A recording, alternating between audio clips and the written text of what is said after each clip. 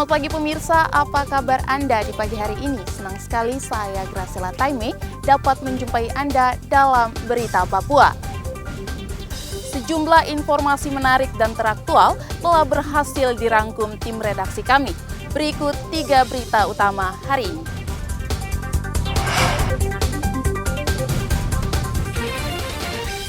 Kantor KPU Jayapura terbakar, dokumen caleg hilang.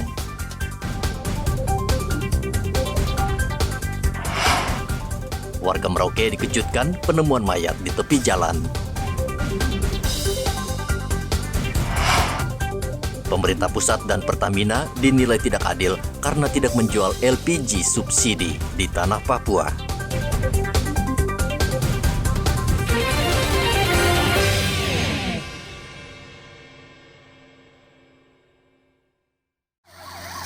Kantor KPU Jayapura telah terbakar.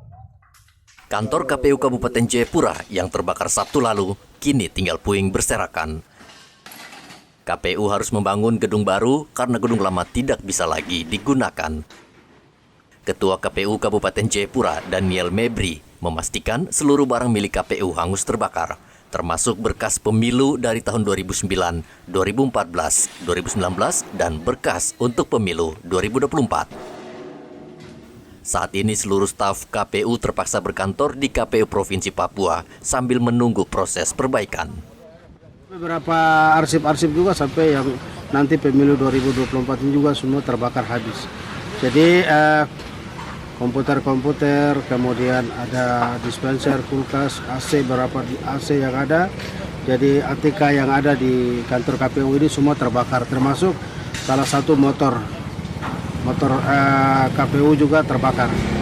Jadi kami belum bisa rincikan karena membutuhkan waktu dan proses yang lama, yang panjang untuk bisa dirincikan arsip atau mungkin dokumen-dokumen apa yang terbakar semua. Karena yang jelas api kantor KPU terbakar ini membuat kami sekarang tetap berkantor di KPU Provinsi.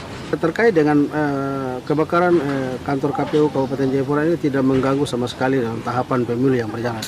Kami tetap semangat, kami tetap bekerja sesuai dengan PKPU nomor 3 2022 terkait dengan tahapan dan jadwal.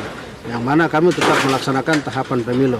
Jadi tidak mempengaruhi atau mengurangi rasa semangat kita, tapi kita tetap semangat untuk bekerja. Selama menunggu proses perbaikan, KPU Kabupaten Jayapura sudah berkoordinasi dengan pemerintah kabupaten untuk perbaikan kantor sementara, agar tahapan pemilu yang akan berlangsung pada bulan Februari mendatang berjalan lancar. Polisi tengah menyelidiki kebakaran ini, dan dari hasil penyelidikan sementara, sumber api diduga berasal dari gedung kantor arsip daerah yang bersebelahan dengan kantor KPU. Arthur melaporkan dari Jayapura, Papua.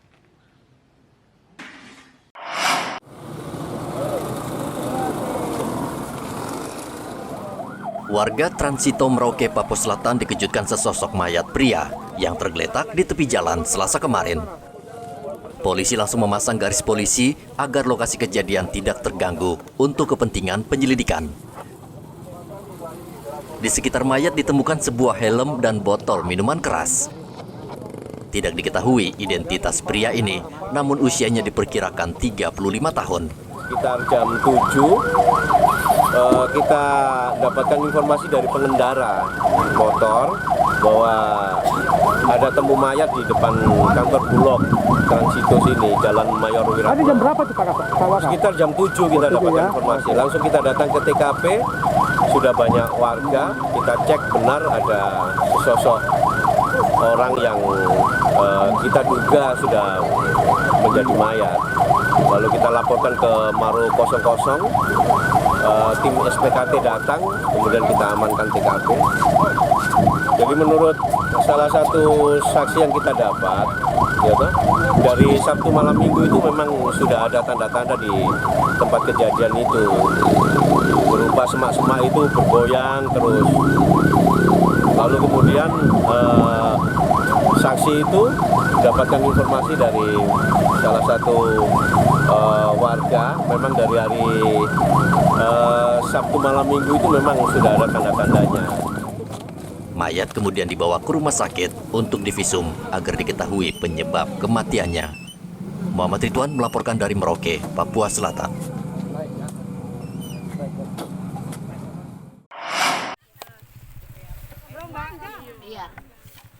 Petugas kebersihan di tempat pembuangan akhir sampah kawasan Bokem, Merauke menemukan mayat bayi yang terbungkus sarung. Petugas kebersihan saat itu sedang memilah-milah sampah dan melihat mayat bayi yang sudah membusuk dan berbau. Polisi menduga bayi ini merupakan hasil aborsi dan sengaja dibuang ibu kandungnya. Seperti apa sekarang ini pengembangannya Pak Kasat? Yang bayi masih kita cari ya. Tapi itu dugaannya memang dibuang dengan secara sengaja atau di tempat itu Pak Kasat? Ya dibuang secara sengaja itu. Di tempat itu atau ditinggal di rumah itu Pak Kasat? Tinggal di tempat lain dulu baru dipindah ke sana ya. Mayat bayi langsung dibawa ke rumah sakit untuk dibersihkan lalu dimakamkan. Sementara polisi masih terus menyelidiki siapa ibu yang melahirkan dan tega membuangnya. Muhammad Ridwan melaporkan dari Merauke, Papua Selatan. Dua kelompok warga perumahan BTN Purwodadi, Distrik Sentani, Kabupaten Jayapura, bentrok. Bentrokan ini menyebabkan 2 orang terluka dan sejumlah rumah rusak. Kapolres Jayapura AKBP Fredrikus Maklarimbon mengatakan bentrok terjadi saat salah satu kelompok warga sedang beribadah atas pemindahan sekretariat. Tiba-tiba sekelompok warga lain datang dan menuding kelompok yang melakukan syukuran mengambil uang sebesar 200 juta rupiah. Tidak terima tuduhan tersebut, kedua kelompok ini saling serang dengan senjata tajam. Info awal itu terkait dengan sumbangan 200 juta kepada kelompok KLPB ini. Nah, itu mungkin teman-teman bisa lihat sendiri rilis yang dilakukan oleh pihak yang menyerang. Yakin di situ kami fokus pada perbuatan pidananya yang pada saat pengerusakan dan penganiayaan. Namun informasi itu tetap akan kita dalami terkait dengan sumber uang dari mana dan untuk apa penggunanya. Itu tetap nanti dalam materi pemeriksaan juga akan kita gali terkait dengan itu. Dalam peristiwa tersebut itu kan ada 2 peristiwa, yaitu aniaya, penganiayaan yang mengakibatkan 2 orang luka, dan juga pengerusakan harta benda. Di situ ada rumah, perabot, dan juga 4 unit motor. Dan kita masih dalami untuk hari ini kita panggil, sambil kita belum nunggu untuk dari pihak kubu yang menyerang maupun yang diserang. Bentrok ini juga menyebabkan 4 sepeda motor dan 3 rumah warga rusak. Arthur melaporkan dari Jayapura, Papua. Sepertinya pemerintah, dalam hal ini Pertamina, pilih kasih terkait kehidupan warga di Papua. Di tengah sulitnya ekonomi warga untuk mendapatkan minyak tanah sebagai bahan bakar untuk memasak di dapur, sebagian mereka pun beralih ke LPG. Namun apa daya, di tanah Papua tidak dijual LPG subsidi, sehingga warga dipaksa membeli LPG dengan harga mahal. Warga Merauke meminta Pertamina dan pemerintah pusat memasukkan LPG bersubsidi di Papua, sehingga mereka tidak membeli LPG dengan harga mahal. Di rumah pakai gas LPG yang berapa kilo punya? Biasanya kita pakai yang 5 sampai ya kadang yang 12 kilo 12 juga. kilo ya.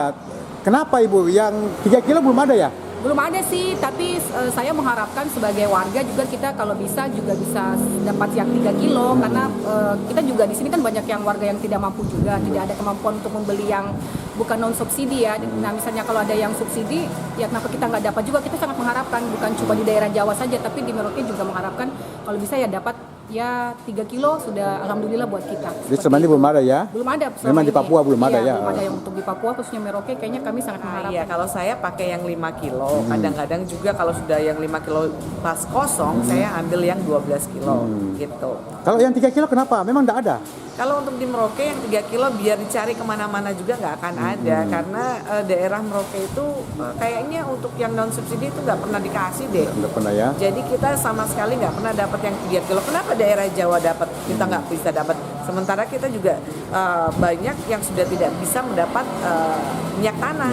Ya. Jadi kita beralih ke LPG. Sementara kita nggak dapat yang 3 kilo. Jadi ya kita dapatnya yang 5 kilo, 12 kilo. Nah, apa Ibu maunya ke pemerintah ini? Iya, saya berharap ke pemerintah mungkin pemberlakuan yang dilakukan di daerah Jawa sana bisa juga diberlakukan untuk di daerah kami di Merauke. Kami juga butuh LPG yang 3 kilo. Sementara itu, agen LPG di Merauke Arif mengatakan saat ini permintaan LPG di Merauke terus meningkat seiring sulitnya warga mendapatkan minyak tanah. Ada peningkatan permintaan yang sebelumnya hanya 60 per tabung per hari, kini naik menjadi 80 hingga 100 tabung per hari. Sementara soal LPG bersubsidi yang belum masuk Papua, Arif mengatakan itu merupakan keputusan pemerintah pusat. LPG 3 kilo ini sampai sekarang belum ada ya? 3 kilo belum ada. Belum ada, kenapa ya? Kalau yang 3 kilo dari pusat memang belum ada untuk yang ini, untuk bisa di ini. Belum ada yang jual. Tapi ada nggak yang cari di tempat Anda ini?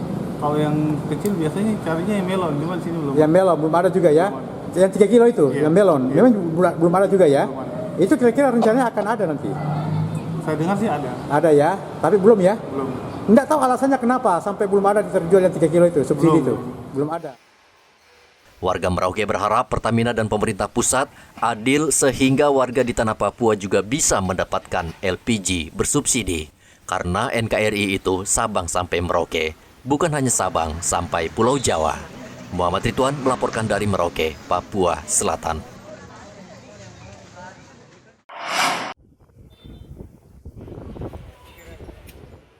Harga cabai merah besar, cabai merah keriting, dan cabai rawit di Timika, Papua Tengah kembali normal. Dari hasil pemantauan di Pasar Sentral Timika, cabai merah besar saat ini dijual Rp80.000 per kilogram dari harga sebelumnya Rp120.000 per kilogram. Harga cabai merah keriting turun dari Rp100.000 menjadi Rp80.000 per kilogram.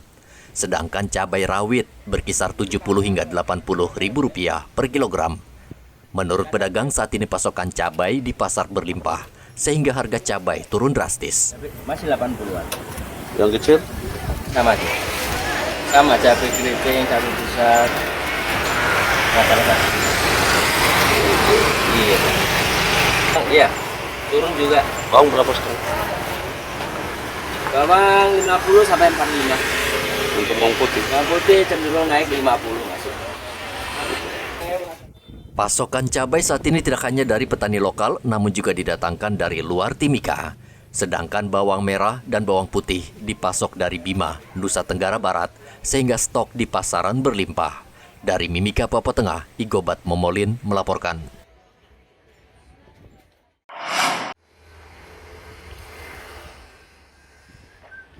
Ratusan kendaraan ini merupakan hasil razia yang dilakukan Satlantas Polres Mimika. Namun hingga Selasa kemarin, kendaraan ini belum juga diambil pemiliknya. Ada sekitar 700 motor serta belasan mobil yang sudah berhari-hari, bahkan ada yang sudah tahunan, masih terparkir di halaman kantor Satuan Lalu Lintas Polres Mimika. Kasat Lantas Polres Mimika AKP Darwis menghimbau pemilik kendaraan agar segera mengambil kendaraan mereka dengan menunjukkan bukti surat kepemilikan kendaraan, berupa BPKB dan surat izin mengemudi. Sedangkan kendaraan yang terlibat kecelakaan, pemilik harus sudah menyelesaikan kasusnya dan wajib menunjukkan dokumen dan surat kendaraan. Saya menghimbau kepada pemilik pemilik kendaraan yang merasa kendaraannya pernah ditahan karena pelanggaran, silakan datang untuk mengambil, karena kita juga untuk lokasi penyimpanan BP sangat terbatas.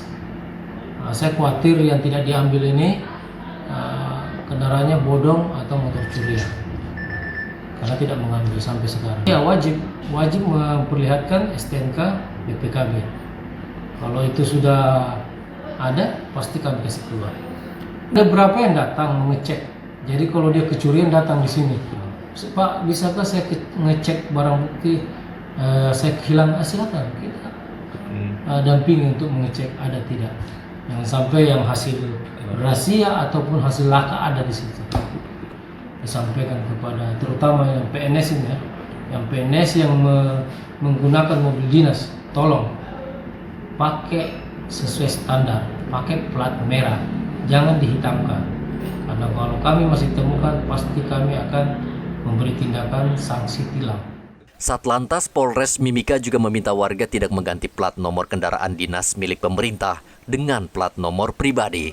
Saat ini ditemukan banyak kendaraan dinas pemerintah berseliweran di jalan dengan plat nomor pribadi dan perbuatan ini melanggar hukum dan bisa dipidana. Dari Mimika, Papua Tengah, Igobat Momolin melaporkan.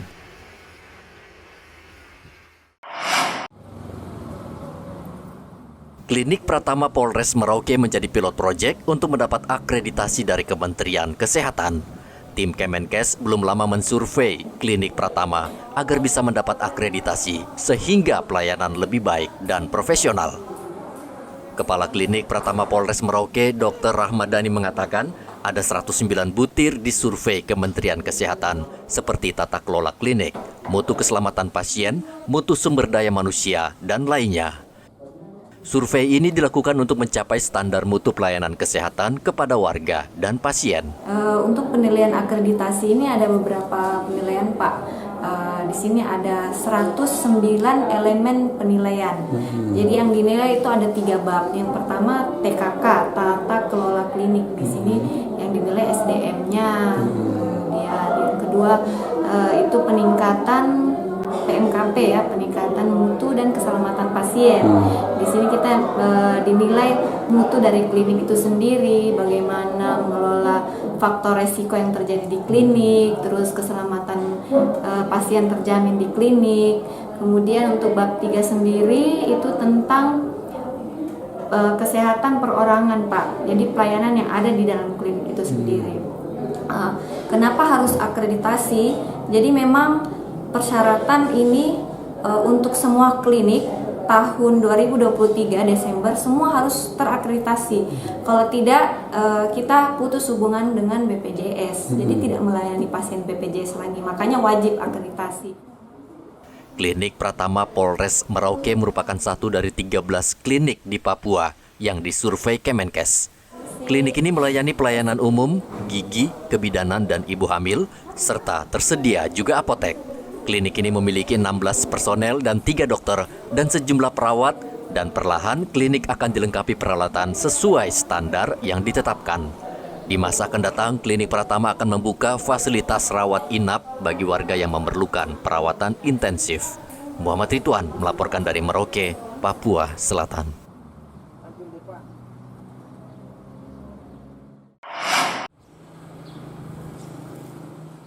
Peran Basarnas sangat penting dan strategis untuk membantu masyarakat saat menghadapi bencana. Namun tugas Basarnas tidak sebanding dengan peralatan operasional yang dimiliki saat ini untuk menanggulangi bencana di Indonesia yang sangat luas. Selain itu, personel Basarnas juga masih sangat kurang. Saat ini, Basarnas diperkuat dengan personel 4.000 personel. Kepala Pusat Pelatihan SDM Basarnas Pusat, Anggit Mulyo Satoto, mengatakan khusus untuk Papua yang sering mengalami kecelakaan di udara, Basarnas membutuhkan pesawat. Apalagi Papua Selatan memiliki wilayah laut yang luas dan kondisi alam yang sangat menantang. Kalau dibandingkan dengan jumlah penduduk dan luas wilayah Indonesia, tentunya masih sangat kurang. Namun demikian kami perlu sampaikan tadi, kami ulang kali bahwa sumber daya manusia se-Indonesia kami hanya punya 4.029 orang. Kapal kami 77 lebih, tapi sumber daya kami sangat kurang.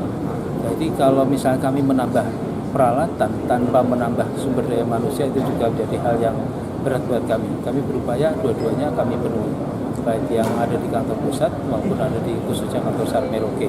Seperti tadi disampaikan oleh Pak Kakansar kepada pejabat gubernur bahwa di Papua Tengah ke selatan atau di perut burung ini ke kakinya itu perlu ada satu kapal yang representatif. Saat ini yang dimiliki oleh Merauke kapal 36 meter dari bahan fiberglass. Kami berharap dengan kasus kecelakaan di laut yang cukup banyak, semoga nanti kantor pusat dapat mengalokasikan kapal dengan ukuran lebih besar, mungkin 40 meter dan berbahan metal, sehingga pada saat penanganan di laut Arafura dan India Selatan mungkin lebih kuat lagi.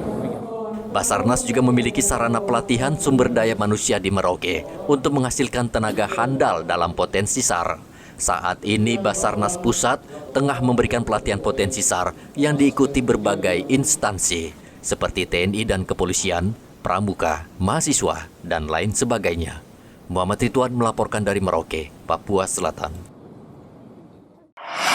Pemirsa, informasi tadi sekaligus mengakhiri jumpa kita dalam Berita Papua. Saya Gracila Taime, mewakili tim kerabat kerja yang bertugas menyampaikan terima kasih, selamat beraktivitas, sampai jumpa. Wanyambe.